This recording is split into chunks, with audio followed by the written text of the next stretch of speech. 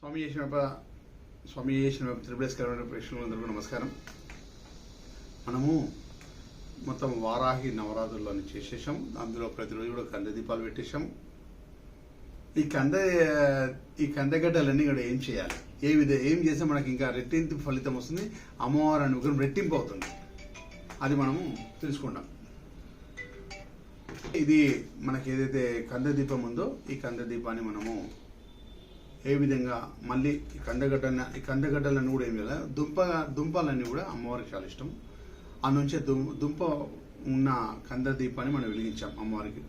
తర్వాత ఈ కందని ఏం చేస్తే మనకు రెట్టింపు ఫలితం వస్తుందో మనం చెప్పుకున్నాం. అది కూడా మనకు అన్ని కష్టాలు కూడా పోవడానికి అమ్మవారిని అనుగ్రహం తీసుకుంటాం. అమ్మవారు కూడా ఆ కష్టాలను తొలగించేసి, కష్టం పోతున్నాయి కదా మనకు నెగిటివ్ పోతున్నాయి, పాజిటివ్ వైబ్రేషన్ ధనం అనేది వస్తుంది, ధనధాన్యాలు పెరగడానికి ఇవి ఏం చేస్తే బాగుంటుందని చెప్పడానికి, శత్రుబాధలు ఇవ్వడం అతి తొందరగా తొలగడానికి, దుష్టగ్రహాలు అతి తొందరగా తొలగడానికి, ధనం అనేది అతి తొందరగా మన శీఘ్రం అని మన దగ్గర ఇంటికి రావడానికి ఏం చేస్తే బాగుంటుంది, దాని గురించి మనం చెప్పుకున్నాం. ఓకేనా. ముందుగా మా స్వామివారి ధ్యానం చేసుకుని ముందుకెళ్దాం. స్వామి శరపస్తుమూర్తి రచన ఆలయంలో బాలకని ఎరుమెల్లిదమ శాస్త్రపై శబరిగిరీశాన్ని హరియాసుతనే జ్యోతి స్వరూపం ఉమాపతి రమాపతి భాగ్యపుత్రం శ్రీ పరశురామదేవుని వల్లభైన శ్రీ స్వామి శరణమయ్యప్ప. కంద దీపాన్ని ఏం చేయాలి, కందగడ్డని ఏం చేయాలి? మనము నవరాత్రులలో వారాహిదేవి అమ్మవారికి ప్రతిరోజు కూడా కంద దీపాలు వెలిగించాం. సరే, నేను ప్రత్యేకంగా బుధవారం రోజు స్వాతి నక్షత్రం వచ్చింది, నవమి కూడా ఉంది కాబట్టి అమ్మవారికి కంద దీపం ఖచ్చితంగా వెలిగించండి, దుంప నైవేద్యం పెట్టండి అని చెప్పాను. ప్లస్ ఎవరు కూడా ఇంట్లో అమ్మవారి పీఠం పెట్టుకోకుండా అమ్మవారి నవరాత్రులు చేసినా చేయకుండా మాత్రం ఎవరైనా కూడా ఈ కంద దీపం రేపు నవమి రోజు స్వాతి నక్షత్రం కూడుకొని వచ్చింది కాబట్టి, స్వాతి నక్షత్రం రాహుకు సంబంధించిన నక్షత్రం కాబట్టి, ఈ అమ్మవారు కూడా రాహుకు సంబంధించిన నక్షత్రం ఉంటుంది కాబట్టి, అమ్మవారి బలం అలా ఎక్కువ ఉంటుంది కాబట్టి ఇది ఆ రోజు చేస్తే చాలా బాగుంటుందని చెప్పాను. అది సరే, మనం ఇన్ని రోజులు పెట్టే కందగడ్డ అవుతుంది, కంద అయితే అలా ఉన్నాయి. ఇవన్నిట్లోనే ఏం చేస్తే బాగుంటుందని చెప్తాను. ఈ కంద మొత్తం ఎన్నైతే ఉన్నాయో అన్ని కూడా చిన్న ముక్కలు కోసేసుకోవాలి. దానికి ఎంబడి ఇంకొక పదార్థం కలపాలి. అదేంటంటే మన బ్లాక్ కలర్ శనగలు ఉంటాయి కదా, వైట్ శనగలు కాదు, బ్లాక్ శనగలు ఉంటాయి.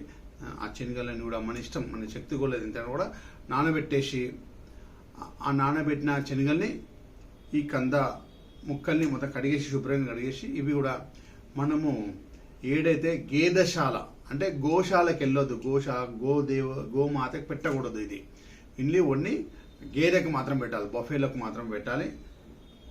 బఫేలకు మన తెలంగాణ భాషలో బరేలు అంటారు కదా, అవిలకు పెట్టాలి.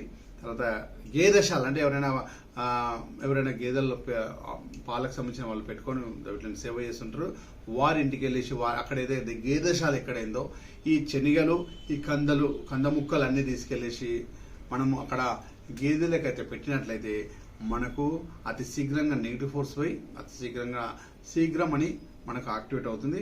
చెడంతా పోతే మంచి రావడం కదా. ఈ దీనివల్ల ఏంటంటే కొన్ని మనకు దుష్టగ్రహాల ప్రాబ్లం కానీ, శత్రువర్గాల ప్రాబ్లం కానీ ఏవైనా కూడా పటాపంచలు వెళ్ళిపోతాయి. మనకు శుభసూచకంగా అన్ని శుభాలు జరుగుతాయి అనమాట. ఈ కంద దీపం, ఈ కందగడ్డలు ఎన్ని ఉన్నా సరే అన్ని కూడా ప్రతిరోజు పెట్టిన ఉంటాడు, తర్వాత మొన్న పెట్టినే ఉంటాయి. ఏవైనా కూడా రేపు మంచి సాటర్డే రోజు మాత్రమే పెట్టాలి. శనివారం రోజు ఉదయం నుంచి సాయంత్రం టైంలో ఎప్పుడైనా పెట్టండి.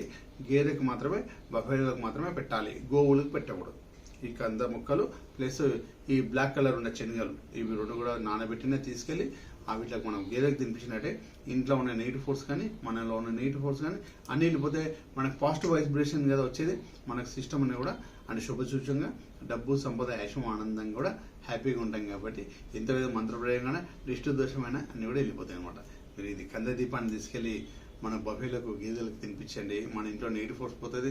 మనకి ఏదైతే ఏ కోరికతో మనం అనుకుంటున్నామో అది అతి శీఘ్రంగా శుభంగా రాహు, కేతు, శని భగవానుడు ముగ్గురు కూడా శాంతిస్తారు అనమాట.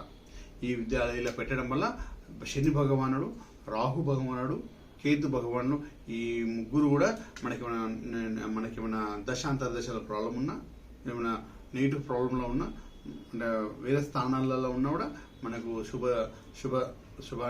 శుభసూచకంగా మనకు శుభాన్ని కలిగిస్తారు ఈ మూడు గ్రహాలు. ఇలా పెట్టడం వల్ల అమ్మవారి అనుగ్రహం కూడా ఏ కోరికతో మీరు దీపం పెట్టారో అది రెట్టింపు ఫలితాన్ని మనకి ఇస్తుంది అన్నమాట. శుభంగా మీరు అందరూ డబ్బు, సంపద, ఐశ్వర్యం, ఆనందంగా ఉండాలని కోరుకుంటూ మీరు శివుని తండ్రి స్వామి చేసిన